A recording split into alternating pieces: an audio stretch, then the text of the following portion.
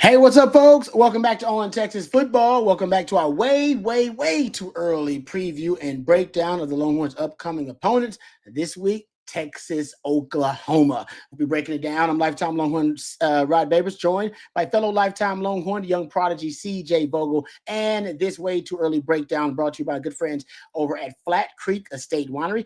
FlatCreekEstate.com will tell you a little bit more about our friends coming up a little bit later on in this preview. But first, let's get into it, CJ. The Sooners had one of the worst seasons in the modern era of Oklahoma football. Yeah. We haven't seen a Oklahoma offense this inept or at least we hadn't seen one this inept in decades. They brought in some reinforcements on the offensive side of the ball, and there are a lot of people that believe Brent Venables right now may be fighting for his job in this 2025 season. I think that those people have a reasonable take to say exactly that. Now, to your point, Rod, the 2024 Oklahoma Sooner offense was the worst in my lifetime that I've seen. And I know that I'm in the younger side of things, but that was bad, right? You start the season with Jackson Arnold. You don't like him. You bench him. You go back to Michael Hawkins. You don't like what you see there. You try to move back to Jackson Arnold. And all of this, you have 4, 5, 6 wide receivers, pass catchers in general out for the year with injury. Offensive line wasn't good. You didn't have a consistent running game. The tight end game was non-existent, essentially. It was the worst OU offense of my lifetime. And again, I'm been very accustomed to seeing Heisman winners on that Oklahoma sideline. Will that be the case this year in terms of will they have a bad offense? I say absolutely not. I don't think there's a chance, not with John Mateer coming in. I'm a big John Mateer fan. And I know that there's going to be the conversation of, well, he didn't play the greatest competition. Well, when he played, solid D1 comp, he struggled. Well, watch the tape. I think this is a guy who is very talented. I think that when push comes to shove, he's a guy that you'd love to have in your corner when it comes to making the gritty, tough play. There's some Sam Ehlinger in his game of I'll just go do it myself almost. Yep. So I do think whether or not Oklahoma gets to that level of offensive line or pass catchers on the outside, I don't think it will necessarily hinder what their floor is, because I think Mateer is going to be a guy that elevates that offense to a level that is very competitive in the SEC, Rod. Yep, and they're bringing in Ben Arbuckle as his offensive coordinator from Washington, so he'll be in the same system. It's an air raid system, so he's in the same system. A multi-year starting quarterback as a veteran in the same system. That's going to be kind of a theme for Texas this year. You're going to have a lot of those. Diego Pavia kind of fits that. Lagway kind of fits that. Marcel Reed kind of fits that. Taylor Green, the other guy, kind of fits that theme. But anyway, getting back to John Mateer, there are some stats that are kind of mind-blowing about John Mateer. I'm just going to give you a few of them and I'm with you. The more you watch him, the more you enjoy watching him, number one, and then you're intrigued, because there's so much upside to his game. Yes. A ton of it. I'll just give you this is an ESPN stat, and I saw it, and it blew me away too. So, because he had a hell of a season last year. He had over 3,100 passing yards, 826 rushing yards, 29 passing touchdowns, had 15 rushing touchdowns. There are 14 quarterbacks in the playoff era that have racked up 4,000 total yards, 40 touchdowns, while having 10 or fewer turnovers and averaged at least 9 yards per attempt. 13 of them were selected in the top 15 draft picks in the NFL draft. 6 of them won the Heisman. 8 more of them were Heisman finalists. John Mateer was 35 yards shy of being in this very distinguished club, and he had over 300 yards lost to drops by receiver. Yeah. So he probably should have been in that club, but overall, so I'm telling you, the dude is legit. He's great on design runs. I like him as a scrambler. He's an agent of chaos. He can deliver the ball with these funky, weird, odd arm angles. He whips it and side arms it a lot of the time, try to get it through really tight windows. Guys, fun to watch. He's going to be a problem for no matter who they play. That includes Texas. The question is, do they have the pieces around him? There's no question about him. and his comfort level in that offense. But the pieces around him, which we'll talk about, that's going to be, I think, the biggest question mark. Can they rise to the occasion? They brought one in the backfield with him, though, in that transfer portal that should be a huge addition, and that's Jaden Ott, the running back from Cal. Yeah, a bit of a down year. Actually, a very down year for Jaden Ott. Look, only 380 yards rushing. He was only at 3.3 yards per attempt last year, but that was in large part due to a high ankle sprain that happened very early in the year that just never fully healed. And Texas fans, I think we all kind of resonate with what it was like when one of your star players gets hurt early in the year, tries to play through said injury, and you don't see them get back to the level that you've become accustomed to. But for Ott, I think if Oklahoma gets back to that level of offensive line that they've had over the last 6, 7, 8 years under Bill Bedenbaugh, Ott's going to be a threat. Absolutely. It's going to be, does running back 2, 3, or 4 provide some sort of, help in that run game if it's not 100% Ott? Because, look, Mateer is going to be a threat. Rod, you mentioned it, 800 rushing yards. To go back to Ott, just one other stat. We've talked about Cade Klubnik being the top quarterback in the country this year. He had 43 touchdowns and 6 picks last year, collectively. Running, passing, throwing, whatever.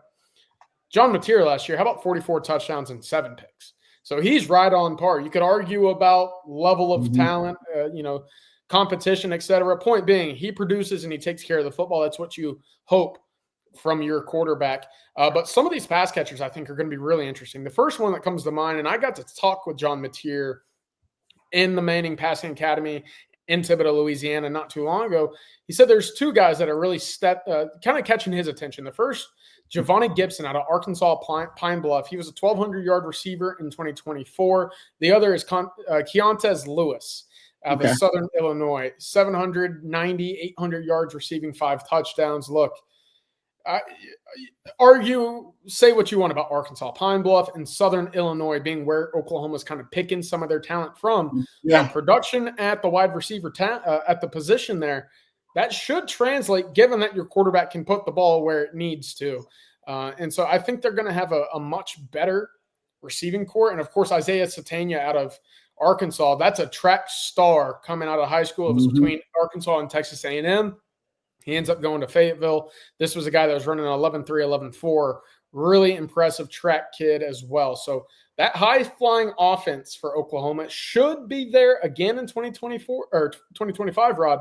The one thing for me with Mateer, he's not a great deep ball thrower. You look at 7 interceptions a year ago, 6 of them came over 20 yards down the field, less than 40% completion. Gets a little errant when those passes are stretched beyond the field. Yep, and that's because he's a smaller guy. I mean, I'd say smaller, but he's like 6'1", 6. You know what I mean? Maybe under 6'2", and like he's got arm talent. But there are some times where he's got to put everything into it, some of those vertical deep shots down the field. And I think maybe that's where he struggles with a little bit in terms of the accuracy there, the accuracy on some of those vertical shots. To your point, though, about the 20-plus yard throws, he tied for 7th in touchdowns on 20-plus yard throws. He's a very boomer bust guy. To your point, that's the 20-plus yard throws, the deep throws, a primary example. He led college football in interceptions on 20-plus yard throws, but he was also top 7 in touchdowns on 20-plus yard throws. I'll give you another example. If you look at it, he had the 2nd highest allowed pressure percentage among FBS quarterbacks, but he was number 6 in rushing yards via scramble yards for hard to bring down. 54 forced missed tackles. Wow. ESPN had him at 58. So there's a very kind of boomer bust aspect to his game. But getting to your point about the passing game, and I'll say this really quick before we move on. We talked about the running game.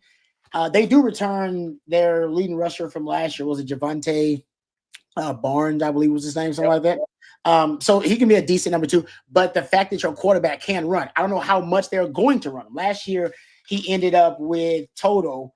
I think he ended up with 826 rushing yards, but I think 400 of those were on scrambles. He ended up with 404 scramble yards. So I don't know how much they're going to use him in design runs, but his legs will boost and juice the running game, no doubt. Because you have to account for him. you have to account for his legs because he is a dangerous runner. I'll give you another stat about him as a runner, just real quick. He's got a lot of fun stats to keep up with. How about this one? He had 22 rushes of 15 plus yards. 10 of those were on scrambles. Ran for 66 first downs. Like, that is some great. I'm telling you. So you have to account for him in the +1 in the running game. That's why it'll boost the running game overall. All right, getting back to the weapons you were talking about, though. I actually like the young man out of Arkansas Pine Bluff, Giovanni Gibson. If I'm not mistaken, didn't he get hurt in the spring? I think he has some surgery in the spring, cut his spring short, but they do expect him, I believe, to be back for the start of the season. I haven't seen anything otherwise. And is Deion Burke? What's going on with Deion Burks? I mean, what's up? Is he playing? He's back. Yeah, he went through some of the spring. Yeah, I thought he transferred or something. There's no buzz about Deion Burks. There was so much buzz about this guy. Hell, Texas wanted Deion Burks, did they not? Yeah. No, he's a stud wide receiver. So yeah, you're able to add again. Whole key at Oklahoma is staying healthy, and for Deion Burks specifically, if he doesn't stay healthy, then I think it takes a big chunk out of that offense. But if he's healthy, that's a future NFL draft pick, probably day 2 at the moment. This past year, I think we went in the conversation saying he could be a day 1 guy. Even obviously injuries weren't friendly to him at the time, but certainly a talent. He should be their number 1 guy this year. Okay. And then you have those pieces around to kind of supplement that offense as well. Yeah, they lost so much receiver talent to the transfer portal. Right? Nick Anderson, Angelo Anthony, Farouk, they lost so many guys. All right, getting to the offensive line, because this is another big issue for them. They allowed 50 sacks last year. I didn't realize they allowed 50 sacks. That's another question, too. Even though John Mateer has escapability, and we talk about how he has, great mobility as a quarterback, he gets sacked a lot, too. He's one of those quarterbacks that holds onto the ball, is always trying to make plays, who ends up getting sacked. He got sacked, was it 33 times last year? He ended up, and I think 14 of those were attributed to the quarterback. So he does take some sacks. They'll have to deal with that.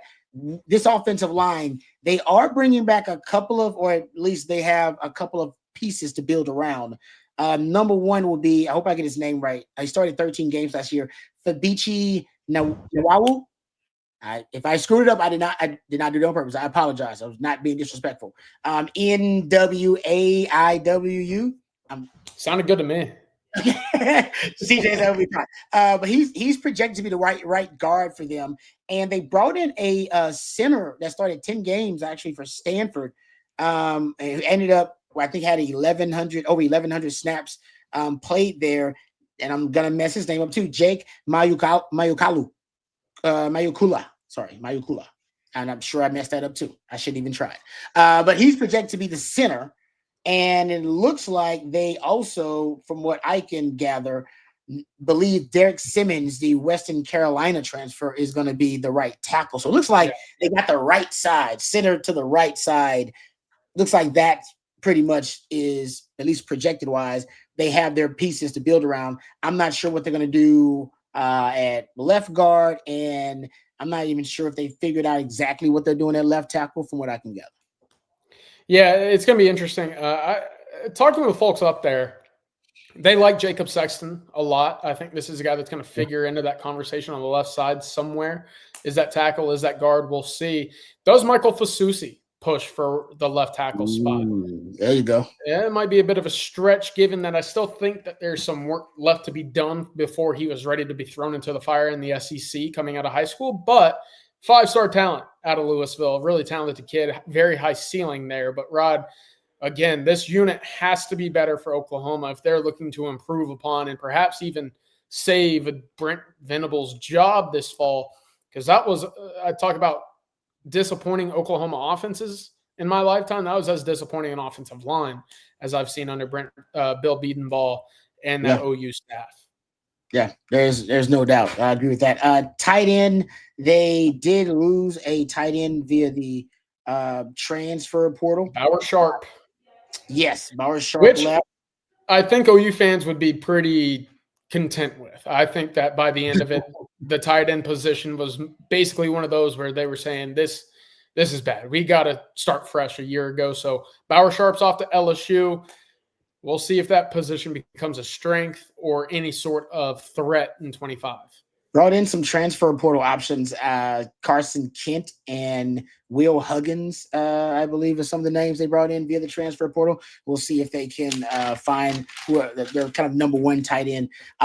Jumping to the defensive side of things. The defensive line is no doubt a strength. This group, they might one of the better D lines in the country.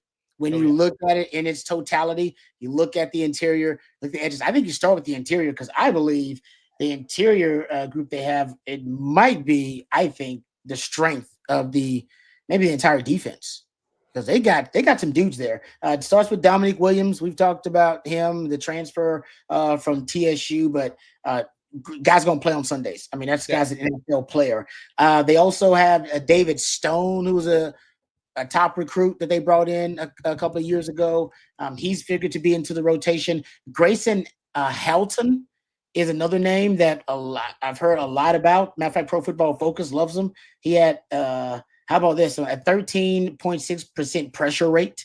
If you look at the last 2 years, that would be first among returning D tackles.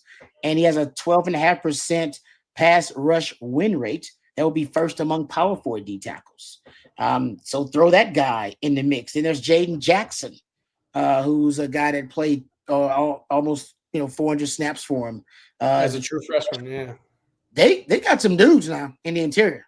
That interior is pretty salty. Jaden Jackson's the one that really steps out to me. Look, last year it was supposed to be David Stone, who was the big coveted free true freshman on that interior defensive line. It was very clearly Jaden Jackson who was stealing all of the headlines as the season continues. You pair Jaden Jackson up with a Dominic Williams, and you have a pretty good, if not one of the best in the SEC of starting interior defensive linemen. But they're deep, and I think when you kind of stretch that into the edge position as well, look, I think last year they had some talent out there. I think R. Mason Thomas, as the season progressed, became a really impressive prospect at the edge position. They went out and added Marvin Jones Jr. from Florida State off the other edge. PJ Adebawore is a guy who was a former five-star edge rusher, big-time athletic freak, around 6'5.5", 6'6". Brother actually similar size out of Northwestern, ran about a 4.4 in the NFL Combine. So you see where the athleticism comes from, but the production didn't necessarily match. And I think that's one of the weird things about football is you see and you put all these athletic freaks together, kind of how an A&M was last year with Smart Turner, Smart Stewart, and you're looking at there saying, okay, we got a bunch of top 3 round guys, but our sack numbers don't match that level of talent. That was kind of like that for Oklahoma a year ago. Could that improve this year? I think it will, given that all these guys return essentially. One more year of football, you expect them to improve at the college level. But it's going to be interesting. If those first 3 or 4 weeks don't necessarily indicate a trajectory of production, it might be a bit of a panic mode in terms of will they become a team that just pressures a lot behind the line of scrimmage versus a team that creates sacks, tackles for loss, forced fumbles. I think there's a gap right there for Oklahoma off the edge position. That's a great comparison, though, to A&M because A&M, the sum of the parts oftentimes it didn't add up to the talent they had on that defensive front. So I agree with you in that regard. Getting to the linebacker, the second level of their defense, I think their defensive line, it's scary. They could end up being really good if all the pieces end up taking the next step. That could be one of the best D lines in college football, no question.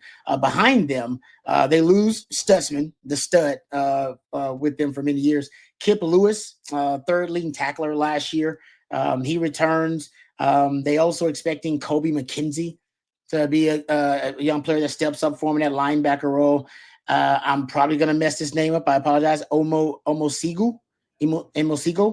I'm sure I screwed up. 5th leading tackle on the team with 39 stops. I apologize about that. I don't know why they have so many names that are so much trouble for me to pronounce. I apologize, Sooner fans who are listening to this, for butchering these names. But those are some of the guys that I've heard that, or at least have been talked about as projected as some of the impact players at that second level of the defense for them.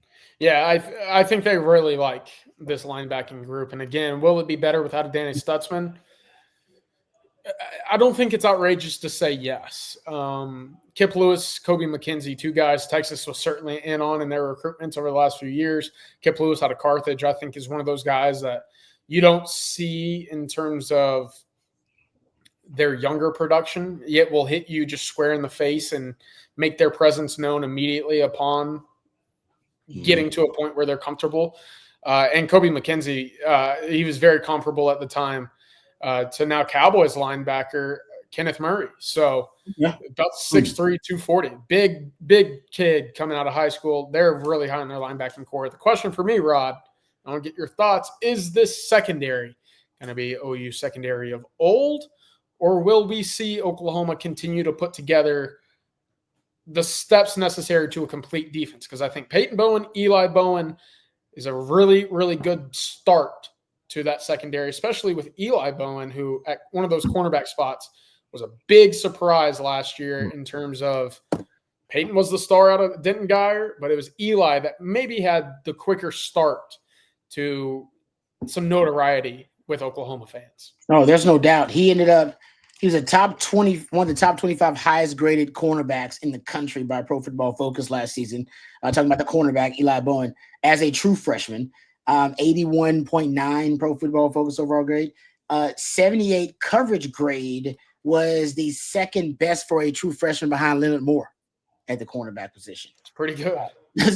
That's damn good. I know he's a little undersized. He's like 5'9", somewhere around there. Yeah. But he plays like with the mentality of a pit bull. I'm a fan. I mean, I know he's a Sooner. But in terms of fans of cornerbacks, he's a savvy cornerback for a young player. He's going to be a star. The safety, Robert Spears Jennings, who feels like he's been there forever. I was going to say the exact same thing. Right? We've been hearing that name for years, Rob. It feels like he's been there. Like, this dude is still here. Second lead tackle. He's a highly productive player. He's a senior. He's got to be this year. So he's definitely going to be a leader in that secondary form. And that's a guy that I think they're expecting him to, probably be a team captain for him. One of those kind of players. You talked about Peyton Bowen. I mean, a lot of people are expecting him to start as well. I saw a lot of information about him having at least a really good season last season in the time that he played, because Billy Bowman was taking up most of those snaps, but he looked good in the time that he did play. So they're expecting him to step up and take some of those snaps. And then they got a transfer, Kendall Daniels, stud man, well, and so he's a linebacker, but it's so weird because Oklahoma State used him in like a hybrid role at times. Yeah. Right. But that made sense there at Oklahoma State. Some of the defense they play. I'm not sure what he's going to play, linebacker or safety or a hybrid. I know they do have a hybrid position there. Is it the cheetah role? The cheetah role. Yep. Yes. Is he the cheetah? I can't say for certainty. Okay. But on Kendall Daniels specifically, I remember filling out my 2023 Big 12 preseason ballot, and Daniel was coming off of a All-American level season, his sophomore campaign at Oklahoma State. I had him as my preseason defensive player of the year. Now, 2023, 2024, I think he took a pretty big step back in terms of what his early tape indicated. Will he return to that level? Because, look, that cheetah role is interesting because they're asked to blitz off the edge. They're asked to play in space, kind of in that drop coverage position at times. Kendall Daniels has the tools and kind of the frame of that of a DeMarvion Overshown, a big jumbo linebacker that's still a bit stringy, that can run really well, can cover in space, but ultimately outgrows the safety position. So what does that mean for Kendall Daniels, I think, is a big question. And how can he factor into the secondary? If he gives you anything that he had in 22, 23, this OU secondary is going to be really, really good. If he doesn't, it's going to be solid. I don't think it'll be one that will compete against the best in the conference, however. Yeah. No, I'm with you. I think the D-line is loaded. That's going to be a strength. But they've got a chance to have a really good back seven too. Depending on if a few pieces take the next step. Obviously, Eli Bowen being one of them, Spears Jennings being another guy. We talked about Kip Lewis. So got to mention Gentry Williams as well. Yes. They love him in Norman. Okay. Yeah. So the defense, and listen, I trust Brent Venables when it comes to defense too. So I think the product they'll put out there, and now he's calling the plays, by the way, that needs to be said as well, that he's going to be calling the plays. That's usually, that's usually one of those last ditch efforts by a coach, right? You don't want that, but I do think it will make a big difference for them. And then they got Ben Arbuckle calling the offensive plays. So for the Sooners, and by the way, they went out and got a kicker and a punter like Texas. They needed to completely revamp special teams unit. Much like Texas, I think it didn't live up to the expectations a year ago. So, yeah, much like the offense, that unit must improve if Oklahoma wants to live up to the expectations going into the year. Yeah, got a transfer kicker from UTSA, Sandell, I believe is his name, Tate Sandell, 19 of 23 last year, had a 54-yarder on his resume, and then they got a punter, I think Jacob Orich, via the transfer portal. So Sooners looking to reinvent Brent Venables' version of Sooner football. All right. Thank you, CJ. Let's thank our friends over at Flat Creek Estate Winery before we end things. We appreciate them and their ongoing support of On Texas football and for sponsoring our way too early preview and breakdown. Our friends over at Flat Creek Estate Winery are just minutes from downtown Austin, and they've won award after award this year for their Vintage Wine Super Texan. The Super Texan, not only award-winning here in the state of Texas and regionally, but they took it to San Francisco, entered into the San Francisco Wine Festival, and it actually got a score of 98 out of 100 and was named the top red blend in the country as well. So congrats to Flat Creek Estate Winery. But if you want to try their award-winning wine, the best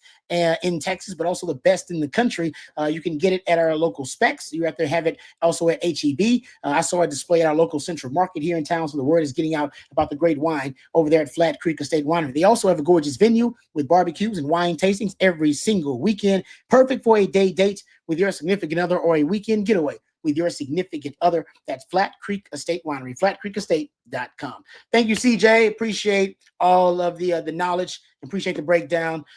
Thank you to Matthew behind the scenes. He's the real MVP. And thank you to our friends over at Flat Creek Estate Winery. And thank you guys out there for watching and for listening. We appreciate that. And for CJ and for Matthew and for Flat Creek, I'm lifetime Longhorn Rod Babers. Until next time, hook 'em horns.